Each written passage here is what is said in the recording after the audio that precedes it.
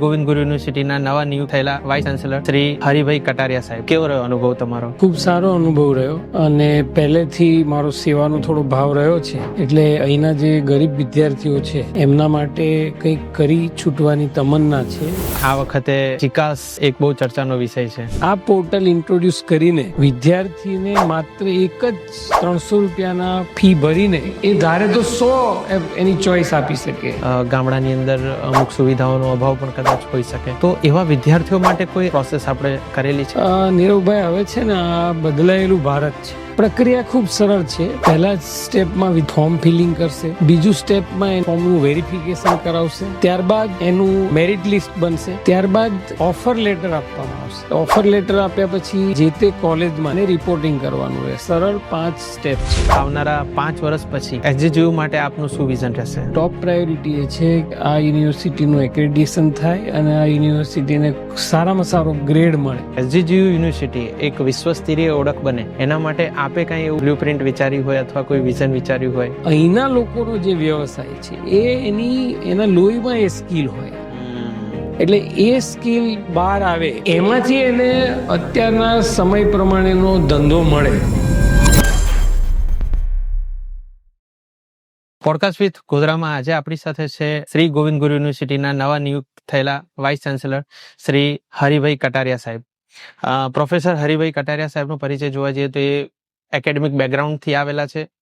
ગુજરાતની leading university Maharaja Sayajirao Gaekwad યુનિવર્સિટીમાંથી dean તરીકેની જવાબદારી પણ હતી, અને હવે આપણી સાથે પંચમહાલ જિલ્લાની અંદર આવેલી ગોવિંદ ગુરુ યુનિવર્સિટી, મધ્ય ગુજરાતની જે યુનિવર્સિટી છે એની અંદર સેવા આપી રહ્યા છે. સાહેબ, આપનું ખૂબ ખૂબ સ્વાગત છે. Thank you. સાહેબ, આપણે યુનિવર્સિટીમાં તમે આવ્યા, પહેલી વખત વાઇસ ચાન્સેલર તરીકેની જવાબદારી નિભાવી રહ્યા છો, કેવો રહ્યો અનુભવ તમારો? ખૂબ સારો અનુભવ રહ્યો. અહીંયા આવ્યા પછી જે યુનિવર્સિટીનું આટલું સુંદર મજાનું કેમ્પસ જોયું અને 5 જિલ્લામાં આટલી મોટી સંખ્યામાં એફિલેટેડ કોલેજીસ છે, એટલે મને ખૂબ આનંદ થયો.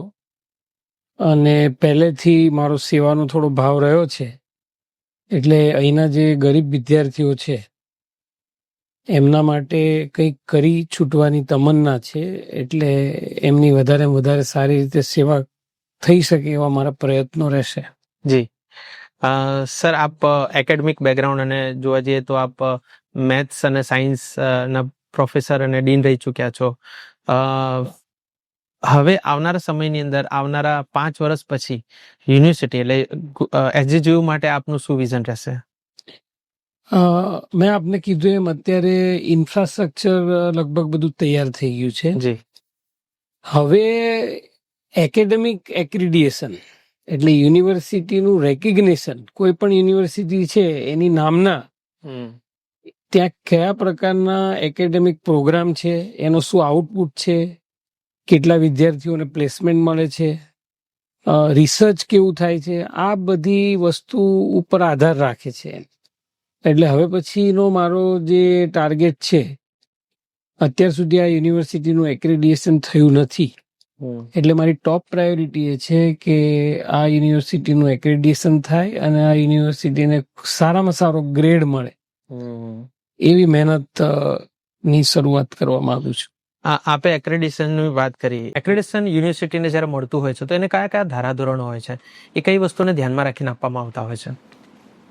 એક્રેડિટેશન નોર્મલી રાજ્ય કક્ષાનું, રાષ્ટ્રીય કક્ષાનું અને ઇન્ટરનેશનલ એવું 3 કેટેગરીમાં હોય છે.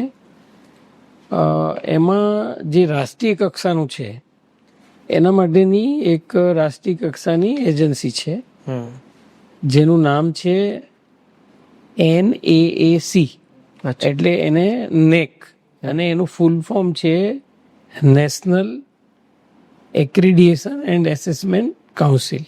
કરેક્ટ. આ જે સંસ્થા છે એ યુનિવર્સિટીના રેન્કિંગ માટેનું કામ કરે છે, અને એના ક્રાઇટેરિયા છે કે ભાઈ ટીચિંગ, લર્નિંગ, ઇવેલ્યુએશન, પછી તમારા કોર્સિસનું આઉટકમ, તમારું પ્લેસમેન્ટ, તમારું રિસર્ચ આઉટકમ એટલે રિસર્ચ પ્રોજેક્ટ, રિસર્ચ પબ્લિકેશન, આ બધું, અને તમારું ઇન્ફ્રાસ્ટ્રક્ચર, પછી તમારું મેનેજમેન્ટ, આ બધા ક્રાઇટેરિયાના, અને સ્ટુડન્ટ્સ ફીડબેક, તમારા જૂના વિદ્યાર્થીઓ હોય તો એલ્યુમિનીના ફીડબેક, આ બધું મળીને એનું એસેસમેન્ટ થતું હોય છે, અને એના અલગ અલગ કેટેગરીના માર્ક્સ હોય છે, અને એ માર્ક્સના આધારે એનું એક્રેડિશન થાય. અત્યારે આપણું ઇન્ફ્રાસ્ટ્રક્ચર, મારી આગળના 2 વાઇસ ચાન્સલર થઈ ગયા, માંડરિયા સાહેબ અને પ્રતાપસિંહ સાહેબ ચૌહાણ, બંને ખૂબ સુંદર કામગીરી કરી, અને આ અવ્વલ નંબરનું કેમ્પસ ડેવલપ કર્યું છે. એ માટે હું પ્રતાપસિંહ સાહેબનો બી આભાર વ્યક્ત કરું છું કે મારા માટે એને ઘણું બધું કામ સરળ કરી દીધું, કે આ સેક્ટરમાં હવે મારે બહુ મહેનત કરવાની જરૂર નથી. એટલે હવે વિદ્યાર્થીઓનો અહીંયા નિવાસ થાય, આપણું એકેડેમિક્સ રેગ્યુલર ચાલે, બધા વિદ્યાર્થીઓના ક્લાસીસ રેગ્યુલર થાય, વિદ્યાર્થીઓ એટેન્ડ કરે, અને પછી જે મેં આપને કહ્યું એમ અહીંનો આ વિસ્તાર, યુનિવર્સિટીના વિસ્તાર છે, એ આપણા 5 જિલ્લા છે મેં. આપણું પંચમહાલ, દાહોદ, છોટાઉદેપુર, મહીસાગર અને વડોદરા રૂરલ. હવે આપણા 5 જિલ્લાની અંદર જે 75% આપણી વસ્તી છે એ આપણી આદિવાસી વસ્તી છે. એટલે, અને આ 5 જિલ્લાની, દરેક જિલ્લાની કઈ ને કઈ વિવિધતા છે, ખાસિયત. બરોબર છે. તો આ બધી વિવિધતાઓને આપણે આપણા કરિક્યુલમમાં, કોર્સ કરિક્યુલમમાં વણી લઈને અહીંના વિદ્યાર્થીની અંદર જે ઇનબિલ્ટ સ્કિલ છુપાયેલી છે એ બહાર આવે, એ પ્રકારના કોર્સિસ ડિઝાઇન કરવાની એક ઈચ્છા છે, જેથી કરીને એ લોકો એને ખૂબ સારી રીતે માણી શકશે, દિલથી આ બધા કોર્સ કરશે, અને કોર્સ કર્યા પછી એને એક કામ કરવાનું બી ગમશે. નોર્મલી માણસો ઘણીવાર ભણે કઈ, પણ એને ખબર નથી હોતી કે મને શું ગમે છે, કે મારો શેમાં ઇન્ટરેસ્ટ. એટલે મોટા ભાગના કેસમાં એવું થતું હોય છે કે એ ભણ્યા હોય કઈ અને કામ કઈ બીજું કરતા હોય. એટલે જ્યારે માણસ વર્કિંગમાં આવે ત્યારે જ એને ખબર પડે કે મને શું ગમે છે કરવાનું. એટલે આપણે એ ટાઈપના કોર્સિસ ડિઝાઇન કરવાનો પ્રયત્ન કરીશું, જે આપણને એક્રેડિટેશનમાં પણ મદદરૂપ થશે.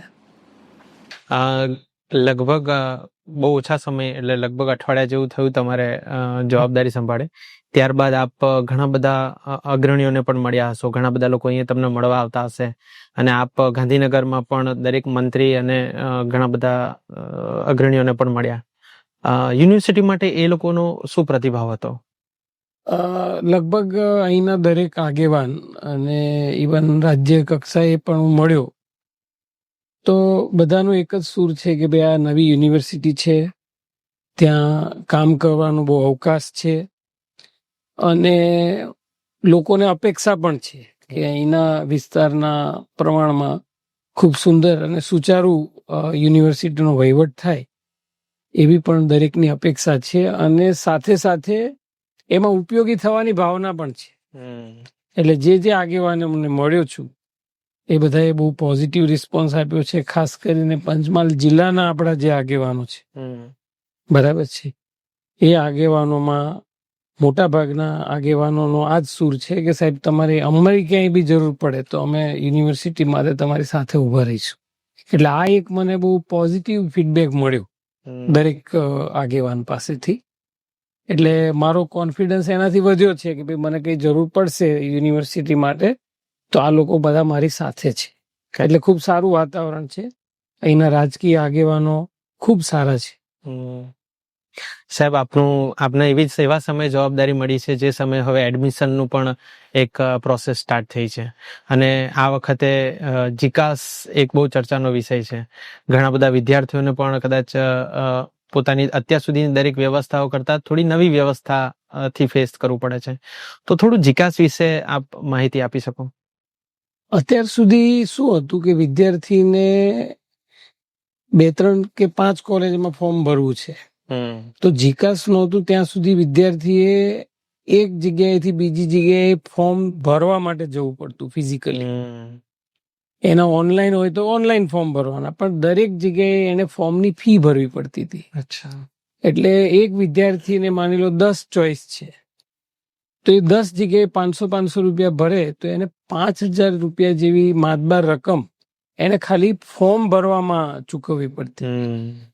એટલે અત્યારે હું માનનીય ગુજરાત રાજ્યના મુખ્યમંત્રી શ્રી અને શિક્ષણ મંત્રી શ્રીને અભિનંદન આપું છું કે આ પોર્ટલ ઇન્ટ્રોડ્યુસ કરીને વિદ્યાર્થીને માત્ર એક જ 300 રૂપિયાના ફી ભરીને એ ધારે તો 100 એની ચોઈસ આપી શકે. એટલે વિદ્યાર્થી માટે બહુ સરળ થયું છે કે એને એક જ ફોર્મ ભરી અને એને બહુ બધી પસંદગીનો અવકાશ વધ્યો છે.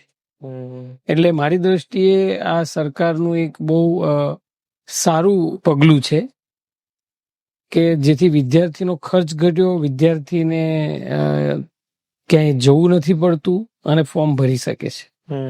અચ્છા, આ આખી વ્યવસ્થા ટોટલી ઓનલાઈન જ છે અને એના તમે કોઈ સરળ સ્ટેપ જણાવી શકો તો? પ્રક્રિયા ખૂબ સરળ છે. 5 સ્ટેપ છે એના. પહેલા સ્ટેપમાં વિદ્યાર્થી છે એ એનું ફોર્મ ફિલિંગ કરશે. બીજું સ્ટેપમાં એનું એ ફોર્મનું વેરિફિકેશન કરાવશે. ત્યારબાદ એનું જે મેરિટ લિસ્ટ બનશે એ ત્રીજું સ્ટેપ છે. એટલે એને એનું સ્થાન ખબર પડશે, મેરિટમાં કયો નંબર આવે છે. ત્યારબાદ એને ઓફર લેટર આપવામાં આવશે. અચ્છા. ઓફર લેટર આપ્યા પછી એ જે તે કોલેજમાં, જે તે સંસ્થામાં એને રિપોર્ટિંગ કરવાનું રહેશે. આ એના સરળ 5 સ્ટેપ છે. જે વિદ્યાર્થીઓ હોય, જે લોકો પાસે કદાચ આમ જોવા જઈએ તો પંચમહાલ, મહીસાગર, દાહોદ આ બધા જે જિલ્લા છે એ ગ્રામ્ય વિસ્તારની અંદર અંતરિયાળ જિલ્લા છે. ઘણા બધા ગામડાની અંદર અમુક સુવિધાઓનો અભાવ પણ કદાચ હોઈ શકે. તો એવા વિદ્યાર્થીઓ માટે કોઈ અલગ વ્યવસ્થા અથવા ઓપ્શનલ કઈ પ્રોસેસ આપણે કરેલી છે જીકાસમાં? નીરવભાઈ, હવે છે ને આ બદલાયેલું ભારત છે. જી બરાબર. બદલાયેલા ભારતની અંદર આદરણીય મોદી સાહેબે જે પ્રયાસ કર્યો, જે ડિજિટલ ઇન્ડિયાને એમણે જે રીતે પ્રમોટ કર્યું, જી એ રીતે અત્યારે નાનામાં નાના ગામડામાં તમને મોબાઈલની, સ્માર્ટ મોબાઈલની સુવિધા છે. એના લીધે શું છે, અને મોટા ભાગના અત્યારે તમે જુઓ કે તમે કે હું, આપણે સમાચાર આવે તો એ વાસી થઈ જાય. સવારે ન્યૂઝપેપર આવે ત્યાં સુધી તો કોઈ બી ઘટના બને તો એનું ઇમિડિયેટલી તમને આ બધા ઇલેક્ટ્રોનિક માધ્યમોના એથી તમને તરત જ આપણે યુટ્યુબ છે, ફેસબુક છે, ટ્વિટર છે, કરેક્ટ, આ બધાના કારણે વિદ્યાર્થીઓને અને વાલીઓને જે પણ કઈ સરકારનું નીતિ હોય એ છેક છેવાડા સુધી પહોંચે છે. એટલે અત્યારના સમયમાં મને લાગે છે કે માહિતી તો પહોંચી જ જાય છે. એટલે એ બહુ મને પ્રશ્ન નથી લાગતો. લગભગ દરેક જગ્યાએ આ માહિતી જીકાસની છે. અત્યારે તો તમે કઈ બી ચેનલ કોઈ બી ખોલશો, તમે કોઈ બી માધ્યમમાં, તો જીકાસ છવાયેલું છે 4 તરફ. એટલે સરકારે બહુ સારો પ્રયાસ કર્યો છે કે જીકાસની જાણકારી છે છેવાડાના ગામડા સુધી પહોંચે. વાહ. યુનિવર્સિટી તરફથી વિદ્યાર્થીઓ માટે કોઈ અલગથી અથવા સપોર્ટ માટે કોઈ વ્યવસ્થા અલગ વિચારેલી છે અથવા કરવામાં આવેલી છે? યુનિવર્સિટી સંકુલમાં અગર કોઈ વિદ્યાર્થી માટે કોઈ વ્યવસ્થા હોય એવું કંઈ ખરું? આપણે ત્યાં યુનિવર્સિટી ખાતે એનું હેલ્પ સેન્ટર છે, હેલ્પ ડેસ્ક છે, અને આપણી એફિલેટેડ તમામ કોલેજો, એ દરેક કોલેજને આપણે પત્ર પાઠવીને જણાવ્યું છે, એનો ફોલોઅપ પણ લીધો છે. અને મને કહેતા આનંદ થાય છે કે આપણી તમામ શૈક્ષણિક સંસ્થાઓ જે આપણી યુનિવર્સિટી સાથે એફિલિયેટેડ છે તે તમામ જગ્યાએ આપણું આ જીકાસનું જે હેલ્પ સેન્ટર છે એ કાર્યરત છે. અને આપણું જે આઈટી વિભાગ છે, આપણા સિસ્ટમ મેનેજર છે ચિંતનભાઈ, એ એનો સતત ફોલોઅપ લે છે. કરેક્ટ. એટલે આપણને એ પણ ખબર પડે છે કે કયા સેન્ટરમાં ફોર્મ ભરાયા, ક્યાં નથી ભરાયા, ક્યાં વેરિફિકેશન થાય છે, ક્યાં નથી થતું. એટલે આની એક સુંદર વ્યવસ્થા આપણે કરી શક્યા છીએ. સર, વિદ્યાર્થી એક અરજી અને અનેક વિકલ્પ મળે અને ઘણા બધા પૈસા પણ એમનો બચાવ થાય, અલગ અલગ જગ્યાએ અરજી ના કરવી પડે, અલગ અલગ જગ્યાએ પૈસા ના ભરવા પડે, એવી સરસ વ્યવસ્થા જ્યારે બની છે, તો આ જ્યારે બનાવવાનો નિર્ણય લેવાતો હતો તો એનો વિચાર કેવી રીતે અમલમાં મુકાયો? મેં અગાઉ કીધું એમ ખરેખર આ જે નિર્ણય ગુજરાત રાજ્યની સરકારે લીધો છે માનનીય મુખ્યમંત્રીના નેતૃત્વમાં, ભૂપેન્દ્રભાઈના નેતૃત્વમાં આ જે નિર્ણય લેવાયો છે એ ખરેખર વિદ્યાર્થીઓ માટે ખૂબ આશીર્વાદરૂપ છે.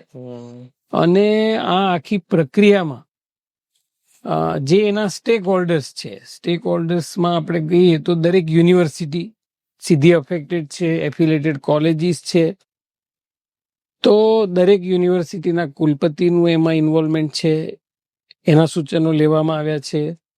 રાજ્યના જે ઉચ્ચ શિક્ષણના જે અધિકારીઓ છે એ અધિકારીઓ એમાં ઇન્વોલ્વ છે. અને આનંદનો વિષય તો એ છે કે આપણા રાજ્યના શિક્ષણ મંત્રી શ્રી પણ આને એક બહુ પર્સનલ એટેન્શન આપી રહ્યા છે. અને મને કહેતા આનંદ થાય છે કે અત્યાર સુધીની 3 મીટિંગ એવી છે કે જેમાં માનનીય શિક્ષણ મંત્રી શ્રી ઋષિકેશભાઈ પટેલે આનો પર્સનલ ફોલોઅપ લીધો છે. એટલે લગભગ મારા આટલા વર્ષની સર્વિસ થઈ પણ મને ક્યાંય આવું જણાતું નથી કે કોઈ રાજ્યની સરકારનો આવો ઇનિશિયેટિવ હોય, ઇનિશિયેટિવ લીધા પછી એનો આટલો સઘન ફોલોઅપ હોય. એટલે ખરેખર સરકાર બહુ ઉત્તમ કામગીરી કરી રહી છે અને આનો બહુ ખૂબ સારી રીતે, સુચારુ રીતે આ આખું તંત્ર ચાલે એની દરેક સ્તરે કાળજી લેવામાં આવી રહી છે. અને આપણી યુનિવર્સિટી તરફથી પણ આપણે આખી એક ટીમ બનાવી છે જે ટીમ આનું મોનિટરિંગ કરે છે, દરેક આપણી જે શૈક્ષણિક સંસ્થાઓના સંપર્કમાં છે અને બધાની સાથે તાલ મિલાઈ અને બહુ સારી રીતે આપણી આ કામગીરી થઈ રહી છે. જી, કે આપ બહુ મોટો બહોળો અનુભવ ધરાવો છો યુનિવર્સિટીની અંદર. એક એવી યુનિવર્સિટીમાં હતા જે વિશ્વની અંદર એની એક અલગ ઓળખ છે. તો યુનિવર્સિટી, એસજીજીયુ યુનિવર્સિટી એક વિશ્વસ્તરીય ઓળખ બને એના માટે આપે કઈ એવું બ્લુપ્રિન્ટ વિચાર્યું હોય અથવા કોઈ વિઝન વિચાર્યું હોય? નીરવભાઈ, નોર્મલી કેવું છે, આ યુનિવર્સિટી એ એની જીઓગ્રાફિકલ સિચ્યુએશન ઉપર, એટલે તો દરેક યુનિવર્સિટી એ સ્વાયત્ત સંસ્થા છે. અચ્છા. સ્વાયત્ત સંસ્થા એટલા માટે છે કે એ જે વિસ્તારમાં હોય એ વિસ્તારની શું જરૂરિયાત છે. કરેક્ટ. બરાબર. આપણે વૃક્ષારોપણ બી કરવું હોય ને તો આપણે ક્યાં વૃક્ષારોપણ કરવાના છીએ, એ જમીનને કેવા વૃક્ષો જોઈએ, અનુકૂળ છે, ત્યાં કેવા વૃક્ષો એની મેળે થાય. દાખલે વડોદરા છે તો એમાં વડ વાવવા ના જવું પડે, એ વડ હોય જ ત્યાં. કરેક્ટ. બરાબર. એવી રીતે આપણે વાંસદા છે તો ત્યાં સાગ હોય જ. તો એવી રીતે દરેક જે જીઓગ્રાફિકલ સિચ્યુએશન છે, જે સ્થળ છે, જે વિસ્તાર છે, એના પ્રમાણે એનું શિક્ષણ હોવું જોઈએ. એટલે મને એવું લાગે છે કે અહીંના જે આપણા આ આખો આદિવાસી પટ્ટો છે તો એ લોકોને અનુકૂળ શિક્ષણ હોવું જોઈએ. આપણું જે ચીલાચાલુ શિક્ષણ છે એના કરતા એની સ્કિલ છે. તમે જુઓ, દરેક જે જાતિ જ્ઞાતિ છે, પહેલા તો શું છે કે આપણી સમાજ વ્યવસ્થા એવી હતી, આપણે વર્ણ વ્યવસ્થા કહેતા હતા, પછીથી આપણે એને જ્ઞાતિ સાથે જોડી દીધી. પણ ખરેખર એવું નહોતું. માણસ એના વ્યવસાયથી ઓળખાતો. તમને આજની તારીખે અમુક ગામ બી એવા જોવા મળશે કે એ ગામનું નામ એના વ્યવસાય અથવા તો એની સરનેમ એના ગામ પ્રમાણે હોય, એના વ્યવસાય પ્રમાણે હોય. એવી રીતના એટલે અહીંના લોકોનો જે વ્યવસાય છે એના લોહીમાં એ સ્કિલ હોય. એટલે એ સ્કિલ બહાર આવે, એમાંથી એને અત્યારના સમય પ્રમાણેનો ધંધો મળે. મારો થોડો દ્રષ્ટિકોણ એવા છે કે એ પ્રકારના કોર્સિસ કરવા કે જેથી એના જે લોકલ પબ્લિક છે, લોકલ લોકો છે, વિદ્યાર્થીઓ છે, એમાં એ વસ્તુ જાગૃત થાય, એની જે અંદર પડેલી જ છે. અને આ તો બધું વારસાગત હોય છે. અમુક તમે કહો કે સોનીનો છોકરો હોય તો એ સોની બને તો એને બહુ શીખવું ના પડે, એને વણાયેલું હોય એના જીવનમાં. હવે ખેડૂતનો છોકરો ખેતી કરે તો એને બહુ કઈ એમાં શીખવું ના પડે, એને ઓટોમેટિક.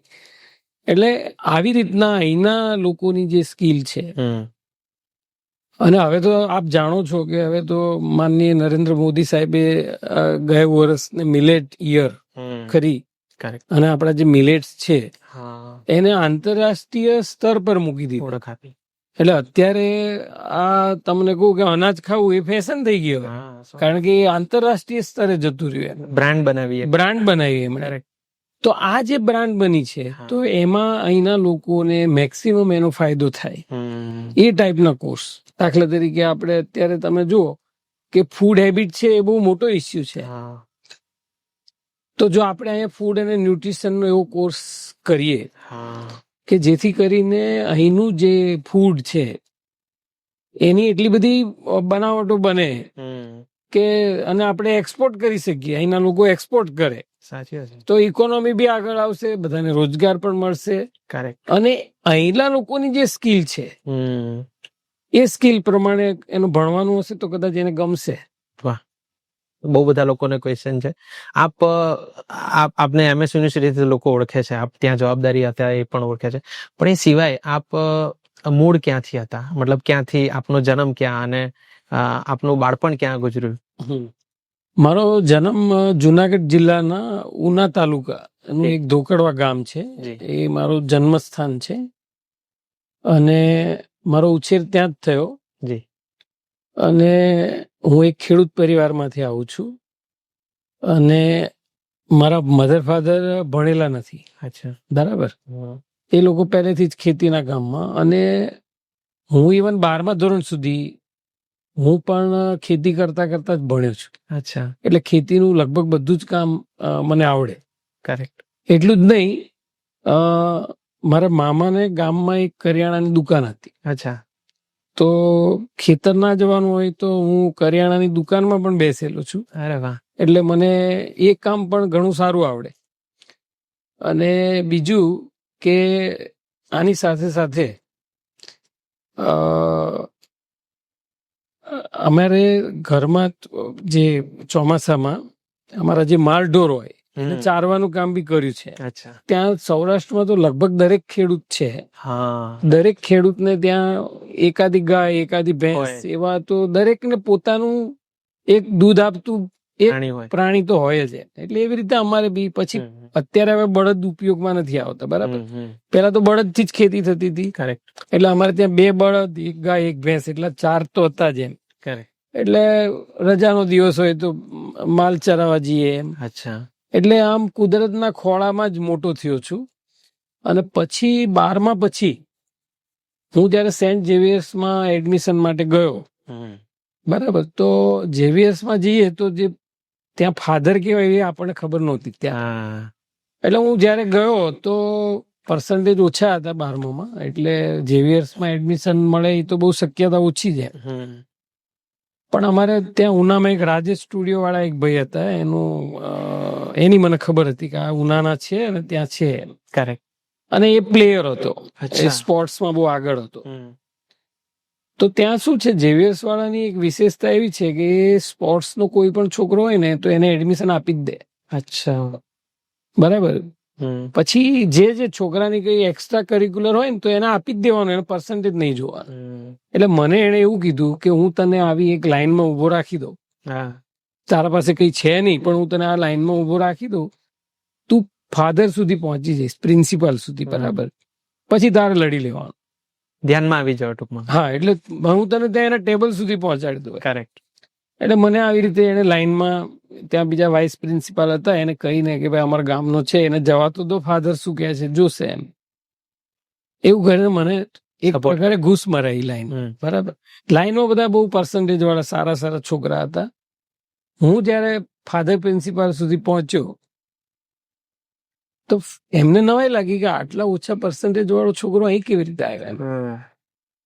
બરાબર. એટલે મને કીધું કે તમને અહીંયા આવવા કોણે દીધા એમ, પહેલા તો આ પ્રશ્ન પૂછ્યો. એટલે મેં તો ફાધર ના કીધું, મને ખબર નહોતી. એટલે મેં કીધું સર મારે તમારા સુધી પહોંચવાનું હતું, એટલે મેં આ એક રસ્તો અપનાયો અને આવી ગયો છું. હવે તમે એડમિશન તો મને નહીં આપો પણ ખાલી મને સાંભળી લો. એટલે મને કે સારું શું કેવું છે. મેં કીધું આ બધા લાઈનમાં ઉભા છે ને અમદાવાદના છોકરા, આ બધા ટ્યુશન ભણીને એના મમ્મી પપ્પા ભણેલા હોય, આ બધા એવા છોકરા છે.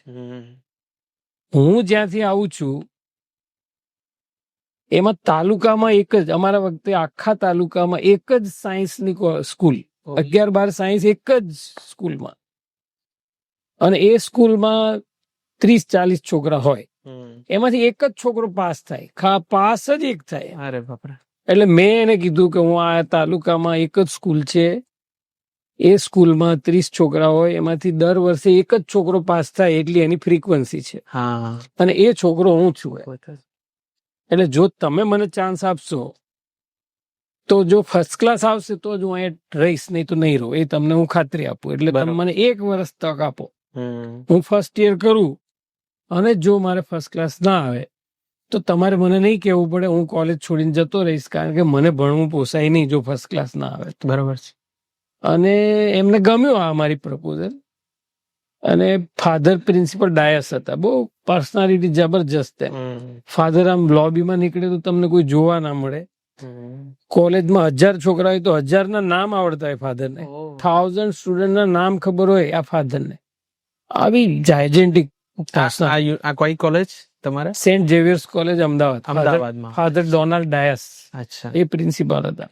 બહુ જબરજસ્ત પર્સનાલિટી. જી. તો એને મારી સાથે કીધું કઈ વાંધો નહીં, હું તને આપી દઉં છું. એડમિશન આપ્યું. પહેલી વાર હું કોઈ સારી ઇન્સ્ટિટ્યૂટમાં ભણ્યો, ફર્સ્ટ યર, બરાબર. અને મને બહુ મજા આવી, અને મારું ફર્સ્ટ યરનું રિઝલ્ટ બી લગભગ ડિસ્ટિંક્શન જેવું આવ્યું. વાહ. એટલે અમારે છે ને એ વખતે પેપરમાં તમારા નંબર છપાઈને આવે, તમારો first class, distinction, second class. એ વખતે રિઝલ્ટ પેપરમાં ગુજરાત સમાચારમાં તમારો નંબર આવે છપાય. તો મારો નંબર આવ્યો. વાહ. ફર્સ્ટ ક્લાસ ડિસ્ટિંક્શનમાં મારો નંબર હતો, એટલે હું ખુશ થઈ ગયો. ચાલો આપણી ડીલ પ્રમાણે આપણે પરફોર્મ કરી દીધું. યસ. પછી હું માર્કશીટ લેવા ગયો તો માર્કશીટ ના મળે. અચ્છા. એટલે હું તો ડરી ગયો કે આ શું થયું એમ. તો માર્કશીટ ફાધર પ્રિન્સિપાલે મંગાવી લીધી હતી, કારણ કે વર્ષ પહેલા કમિટમેન્ટ કર્યું હતું, તો એમણે યાદ રાખ્યું. મને તો એમ કે હવે આવું થોડું યાદ હશે. એટલે મને એવું કીધું કે તારે તો ફાધર પ્રિન્સિપાલ પાસે માર્કશીટ લેવા જવાનું. એટલે મારી આમ મને ઓર ડર લાગ્યો. મેં કીધું ચાલો કઈ ગડબડ તો નહીં, પેપરમાં ખોટો નંબર તો નહીં વાંચ્યો. તો પેલા મને ક્લાર્કે કીધું કે નાના તારું ફર્સ્ટ ક્લાસ ડિસ્ટિંક્શન જ છે, પણ ફાધર એવું કીધું કે એ સ્ટુડન્ટ આવે તો મારી પાસે મોકલશે. એટલે હું ગયો ફાધર પાસે. એટલે ફાધરે ઉભા થઈને મને કોંગ્રેચ્યુલેશન્સ કર્યું, બરાબર. પછી મને એને એક ચેક લખ્યો. અચ્છા. મારી જે ફી થતી હતી આખા વર્ષની, એનો મને ચેક, અને મને કીધું તારે દર વર્ષે ફી નો ચેક મારા તરફથી લેવાનો. વાહ. બરાબર. એને મને બહુ હેલ્પ. આગળ એકચ્યુઅલી મારો તો ત્યાં ગામડેથી આવ્યો ત્યારે ખાલી બીએસસી કરવાનું, બીએસસી બીએડ કરે, શિક્ષક થવું, આટલાથી આપણી એટલું વધારે કોઈ સપનું જોયું નહોતું આપણે. પછી બીએસસી પછી મને એમએસસી કરવાનું ભાઈ એમણે આગ્રહ કર્યો. મને કીધું એમએસસી કરીશ તો કોલેજમાં પ્રોફેસર થવાશે. તો મેં કીધું હવે અમને કોણ બનાવે ફાધર પ્રોફેસર? તો મને કે ના, તું એમએસમાં જતો રહે એમએસસી કરવા, કોઈ નહીં બનાવે તો હું તને ઝેવિયર્સમાં બનાવીશ. વાહ. આવું એને મને એ આપ્યું કે તું હું બનાવીશ, કોઈ નહીં બનાવે, તું કેપેબલ છે. પછી હું, અને હું કોલેજ ફર્સ્ટ હતો ટીવાયમાં. વાહ. એટલે એ ફાધરે મને ખાસું મારા માટે ધ્યાન આપ્યું. એ પર્સનલ મારા સંબંધ એવા હતા કે હું ફાધરને કહું કે આ છોકરાનું એડમિશન, એટલે ફાધર માર્કશીટ બી ના જોવે. વાહ. એટલો ભરોસો જીત્યા. વાહ. એટલે ઝેવિયર્સમાં ટૂંકમાં મારું આ કારકિર્દીની શરૂઆત. તમારી કોલેજ સ્ટડી ઝેવિયર્સમાં? પછી મેં એમએસ યુનિવર્સિટીમાં મારું એમએસસી કર્યું. પછી એનઆઈટી સુરત થી મારું પીએચડી કર્યું. અરે વાહ. પીએચડી મેં મારા નોકરી સાથે કર્યું. એમએસસી ડિસ્ટિંક્શન થયો પછી હું અઠવાડિયામાં તો પરમેનન્ટ જોબમાં તલોદ સાયન્સ કોલેજમાં લાગી ગયો હતો. અચ્છા, એઝ અ પ્રોફેસર? હા, લેક્ચરર. ત્યારે લેક્ચરર. ઓકે. ત્યાં 5 વર્ષ નોકરી કરી. પછી મારું એમએસમાં બી થઈ ગયું, એટલે હું એમએસમાં આવી ગયો. કરેક્ટ. અને પછી એમએસમાં આવ્યા પછી મેં એનઆઈટી માંથી મારું પીએચડી કર્યું આ ટીચિંગની સાથે સાથે. વાહ. તો બહુ ઇન્ટરેસ્ટિંગ જર્ની છે સાહેબ. હા. અરે આજે અને પછી બી એમએસમાં આવ્યા પછી બી હું બહુ પ્રમોટ થયો, એસોસિએટ પ્રોફેસર બન્યો, હેડ બન્યો. હેડમાંથી આઈ વોઝ કન્ટેસ્ટેડ, આપણે કહેવાય ને બિનહરીફ હું ચૂંટાયો એ પહેલી વાર. વાહ. 111 હેડ છે ત્યાં, અલગ અલગ વિભાગના. હા, 111 ડિપાર્ટમેન્ટ છે એમએસ યુનિવર્સિટીની અંદર. એમાં હેડમાંથી હું અનકન્ટેસ્ટેડ સિન્ડિકેટ મેમ્બર બન્યો. વાહ ટીચર્સમાંથી બી ખૂબ સારી રીતે જીત્યો હતો. વાહ એવી રીતે ઇલેક્શનો બી જીત્યો છું સારી રીતે. અને સેનેટમાં હું 2 ટર્મ રહ્યો, સિન્ડિકેટ 2 ટર્મ. પછી અમારે ત્યાં એક પ્રોક્ટરની પોઝિશન છે. અચ્છા. પ્રોક્ટર એટલે આખી યુનિવર્સિટીની ડિસિપ્લિન માટેનો જવાબદાર માણસ. અચ્છા. હવે ત્યાં 50,000 ઉપર વિદ્યાર્થી છે અને આખી યુનિવર્સિટીના પ્રોક્ટર તરીકે બી મેં લગભગ 7 વર્ષ કામ કર્યું. ઇન્ટરેસ્ટિંગ જર્ની છે સાહેબ તમારી. ટોટલ કેટલા વર્ષ આપ યુનિવર્સિટીમાં હું MS યુનિવર્સિટીમાં 28 વર્ષ 28 વર્ષ. અને 5 વર્ષ તલોદ સાયન્સ કોલેજ. ટોટલ મારા એક્સપિરિયન્સ 33 યર્સ. વાહ. જે દિવસે તમારું નામ એનાઉન્સ થયું સાંજે બધાને ખ્યાલ આવ્યો, રાત સુધીમાં મોટા ભાગના લોકોને અપડેટ મળી ગઈ હતી અને બીજે જ દિવસે આપ જવાબદારી પર આવી. 1 મે રાજ્ય સ્થાપના દિવસ હતો હા. અને એના ઉજવણીના ગોધરા ખાતે હતી. કરેક્ટ. એટલે થોડી વધારે ઉત્સુકતા હતી કે સુંદર અવસરમાં જોડાવાનું થશે. બસ છેલ્લે સાહેબ કોઈ એક સંદેશો અગર યુનિવર્સિટીના બાળકો માટે, યુનિવર્સિટીના વિદ્યાર્થીઓ માટે, યુનિવર્સિટીના સ્ટાફ માટે, કોલેજ માટે અગર આપ છેલ્લે કોઈ સંદેશ આપવા માંગો તો? આમ તો આખું મારું આટલા વર્ષના અનુભવથી મને એક વસ્તુ, મને વહીવટ ક્યારેય ભારે નથી લાગ્યું. નંબર 1 બરાબર. પછી વહીવટમાં મને બહુ ક્લેરિટી હોય છે કે અને ભગવાનની દયાથી મારે કશું ખોટું કરવું નથી. બરાબર. મને કંઈ ખોટું જોઈતું નહીં. બરાબર. એટલે બહુ ક્લેરિટી છે કે શું કરવું છે. બરાબર. અને બીજું શું છે કે હું દરેક વ્યક્તિની અંદર ભગવાન છે એ જોઉં છું. વાહ. બરાબર. જે મારામાં છે એ જ તમારામાં છે. બરાબર. એટલે હું વ્યક્તિને એવી રીતે જોઉં છું. એટલે બને ત્યાં સુધી, જ્યાં સુધી મને છંછેડવામાં ના આવે ત્યાં સુધી મારો વ્યવહાર પ્રેમ ભર્યો રહે. વાહ. અને આમ તો પ્રેમ ભર્યા વાતાવરણમાં મને લાગે છે કે લગભગ બધા પ્રશ્નોનું નિરાકરણ થઈ જાય. તમે પ્રેમથી કોઈની સાથે મન મોટાવ થયો હોય પણ તમે જો પ્રેમથી વાત કરો, તમે જોજો કે આ આટલા બધા કોર્ટ કેસ ને બધું થાય છે, છેલ્લે તો કોર્ટ બી એવું કે સમાધાન સમાધાન પ્રેમ સિવાય થાય નહીં. કરેક્ટ. કારણ કે જ્યાં સુધી એકબીજાના પ્રત્યે પ્રેમ ના હોય, પ્રેમ છે ને એ એકચ્યુઅલી તમારી ત્યજવાની કેટલી ક્ષમતા છે એની કસોટી છે. બરાબર. કરેક્ટ. કોઈ પણ મમ્મીના હાથમાં કઈ ખાવાની વસ્તુ આવશે ને તો એ નહીં ખાય.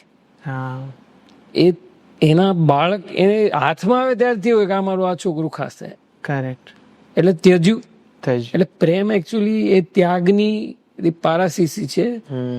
તમે કોઈને પ્રેમ કરો છો એટલે તમે એના માટે કેટલો ત્યાગ કરો છો એવું નક્કી થાય. એટલે એમાં ત્યાગ આવી જાય એટલે પછી બીજું કશું રહે નહીં. એટલે પ્રેમ ભર્યા વાતાવરણમાં કોઈ પણ સંસ્થાનો ગ્રોથ કે વ્યક્તિનો ગ્રોથ એવી રીતે જ થાય એવું હું માનું છું. ખૂબ સરસ વાત કરી સાહેબ. આ હતા આપણી સાથે યુનિવર્સિટીના વાઇસ ચાન્સેલર સાહેબ, જેમની અત્યારે જ નિયુક્તિ થઈ છે અને એમના બહુ સારા વિચારો આપણી સાથે પહોંચ્યા. આવનારા સમયમાં યુનિવર્સિટીના પ્લેટફોર્મના માધ્યમથી એમના નવા વિચારો, એમના નવા વિઝન પણ આપણી સાથે પહોંચશે. અને આ વિડીયો તમને ગમી હોય, આ પોડકાસ્ટ તમને ગમ્યું હોય તો અચૂક શેર કરજો. અને જીકાસ રિલેટેડ કંઈ પણ ક્વેશ્ચન હોય તો ચોક્કસ યુનિવર્સિટીનો સંપર્ક કરીને આપ એની માહિતી લઈ શકશો. Thank you so much.